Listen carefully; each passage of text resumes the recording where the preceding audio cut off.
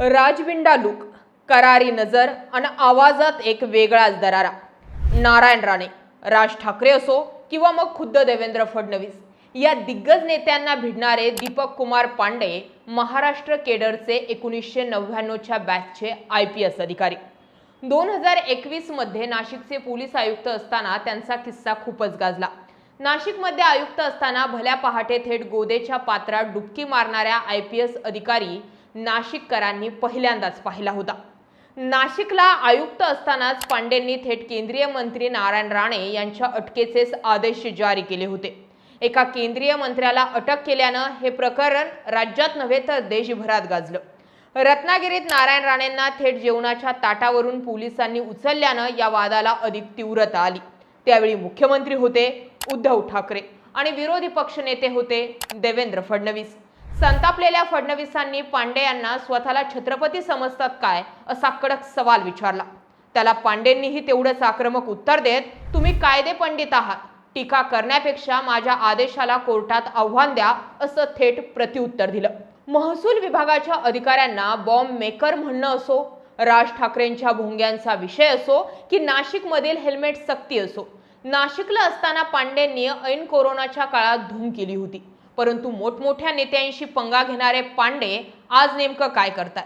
2022 नंतर ते अचानक लाईमलाईट पासून दूर कसे झाले त्याचाच आढावा घेणारा आजचा हा रिपोर्ट।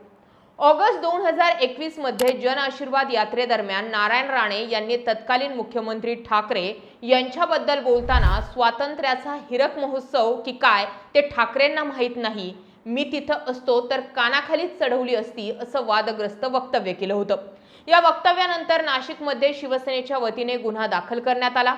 तत्कालीन पोलीस आयुक्त दीपक कुमार पांडे यांनी या प्रकरणाची गंभीर दखल घेत हे विधान कायदा आणि सुव्यवस्थेला बाधा आणणारं आहे असं सांगून थेट नारायण राणे यांच्या अटकेचे आदेश कायदेशीररित्या जारी केले होते। त्यानंतर नाशिक पोलिसांचं पथक थेट कोकणात रवाना करण्यात आलं होतं। केंद्रीय कॅबिनेट मंत्रिपदावर असलेल्या व्यक्तीला अशा प्रकारे अटक करण्याच्या आदेशामुळे राजकीय वातावरण तापलं होतं। राणेंनी संताप व्यक्त करत अटकेचा आदेश काढणारे हे काय राष्ट्रपती आहेत का असा सवाल केला होता। तर दीपक कुमार पांडे यांनी राष्ट्रपती आणि राज्यपाल वगळता गुन्ह्याचे गांभीर्य पाहून कोणालाही अटक करण्याचा कायद्याने अधिकार आहे असं रोखठोक प्रत्युत्तर दिलं होतं। यानंतर राणेंना रत्नागिरी पोलिसांनी ताब्यात घेतलं होतं। दीपक कुमार पांडे हे पोलीस दलात दबंग आणि तितकेच कडक शिस्तीचे तसेच हटके निर्णय घेणारे अधिकारी म्हणून ओळखले जातात। त्यांच्या कारकिर्दीत राणेवादाव्यतिरिक्त इतरही काही मोठे वाद गाजलेत। नाशिकचे पोलीस आयुक्त असताना त्यांनी थेट महसूल विभागावर निशाणा साधला होता। शहरातील बेकायदेशीर जुगार, मटका आणि वाळू तस्करी रोखण्याची प्राथमिक जबाबदारी महसूल प्रशासनाची म्हणजे जिल्हाधिकारी आणि तहसीलदार यांची, पोलिसांची नाही असं पत्र त्यांनी जाहीर केल्यामुळे पोलीस आणि महसूल विभागामध्ये मोठा वाद उफाळून आला होता। नाशिकमध्ये त्यांनी दुचाकी चालकांसाठी हेल्मेट सक्तीचा नियम अतिशय कडकपणे लागू केला होता। विना हेल्मेट चालकांना पेट्रोल पंपावर इंधन न देण्याचा नो हेल्मेट नो पेट्रोल हा त्यांचा निर्णय प्रचंड गाजला आणि वादग्रस्तही ठरला होता। कोरोना काळात त्यांनी नाशिक पोलीस दलाच्या आरोग्यासाठी ग्रीन ज्यूस पिण्याची सक्ती केली होती आणि स्वतःच्या पालकमंत्र्यांनाही त्याचे महत्त्व पटवून दिलं होतं। त्यांच्या अशा अतरंगी नियमांमुळे ते नेहमीच नाशिककरांच्या लक्षात राहिले होते। त्यांच्या नाशिकमधील कार्यकाळातच मशिदींवरील भोंग्यांचा वाद पेटला होता। त्यावेळी दीपक कुमार पांडे यांनी एक अजब आणि कडक आदेश काढला होता। मशिदींच्या 100 मीटर परिसरात आणि अजानच्या वेळेच्या 15 मिनिटे आधी किंवा 15 मिनिटे नंतर हनुमान चालीसा किंवा भजन वाजवण्यास परवानगी दिली जाणार नाही असा आदेश त्यांनी काढला होता। त्यांच्या या निर्णयावर राजकीय वर्तुळातून तीव्र आक्षेप घेण्यात आले होते। या विषयावर त्यांची राज ठाकरेंशीही खटकी उडाली होती। नाशिकच्या आधी 2008 मध्ये दीपक कुमार पांडे हे अकोला जिल्ह्याचे पोलीस अधीक्षक म्हणून कार्यरत होते। त्या काळात अकोला शहरात एक मोठे सेक्स रॅकेट उघडकीस आले होते। फेब्रुवारी 2008 मध्ये अकोल्यातील एका 18 वर्षीय कॉलेज तरुणीनं राज्याच्या गृह मंत्रालयाला पत्र लिहून अनेक मोठे सरकारी अधिकारी आणि पोलीस या रॅकेटमध्ये सामील असल्याचा खळबळजनक आरोप केला होता।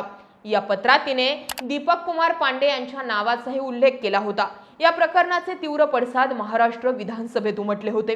विरोधकांनी सरकारला धारेवर धरल्यानंतर तत्कालीन गृहमंत्री आर पाटील यांनी एप्रिल 2008 मध्ये दीपक कुमार पांडे यांना पोलीस अधीक्षक पदावरून तडकाफडकी निलंबित केलं होतं। या प्रकरणाचा तपास राज्य गुन्हे अन्वेषण विभागाकडे सोपवण्यात आला होता आणि त्यांचे निलंबन पुढे वाढवण्यात आले होते। दीपक कुमार पांडे हे त्यांच्या कौटुंबिक वादामुळेही न्यायालयीन आणि प्रशासकीय कचाट्यात सापडले होते। दीपक कुमार पांडे यांच्या पत्नी निधी पांडे या IAS अधिकारी आहेत। 2004 मध्ये निधी पांडे यांनी दीपक कुमार पांडे यांच्यावर मानसिक आणि शारीरिक छळाचे अत्यंत गंभीर आरोप केले होते। या पार्श्वभूमीवर त्यांच्यावर मुंबई पोलिसांनी गुन्हा दाखल केला होता। या घरगुती हिंसाचाराच्या प्रकरणामुळे 2004 मध्ये त्यांना पहिल्यांदा निलंबित करण्यात आलं होतं। दीपक कुमार पांडे हे महाराष्ट्रातील सर्वात वादग्रस्त IPS अधिकाऱ्यांपैकी एक राहिलेत, ज्यांना त्यांच्या कारकिर्दीत कौटुंबिक वाद आणि सेक्स स्कॅन्डलमधील कथित आरोप या दोन्ही कारणांमुळे 2 वेळा निलंबनाची कारवाई सहन करावी लागली होती। परंतु 2022 नंतर ते अचानक बातम्यांमधून गायब झाले। सध्या ते अतिरिक्त पोलीस महासंचालक चालक व मोटार परिवहन विभाग पुणे या पदावर कार्यरत आहेत।